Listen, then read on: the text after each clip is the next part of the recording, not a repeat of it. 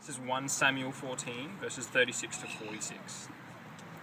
Saul said, "Let us go down and pursue the Philistines by night and plunder them till dawn, and let us not leave one of them alive." "Do whatever seems best to you," they replied. But the priest said, "Let us inquire of God here." So Saul asked God, "Shall I go down and pursue the Philistines? Will you give them into Israel's hands?" But God did not answer him that day. Saul therefore said, "Come here, all you who are leaders of the army, and let us find out what sin has been committed today.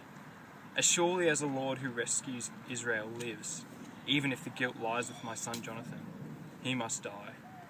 But not one of them said a word. Saul then said to all the Israelites, "You stand over there, I and Jonathan, my son, will stand over here." "Do what seems best to you," they replied. Then Saul prayed to the Lord, the God of Israel, "Why have you not answered your servant today? If the fault is in me or my son Jonathan, respond with Urim.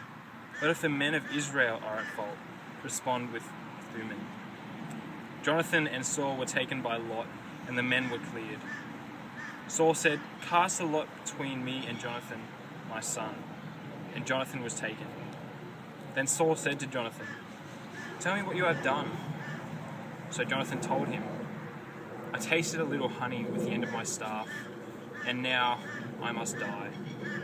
Saul said, "May God deal with me, but be it ever so severely, if you do not die, Jonathan." But the men said to Saul, "Should Jonathan die, he who has brought about this great deliverance in Israel? Never. As surely as the Lord lives, not a hair of his head will fall to the ground, for he did this today with God's help."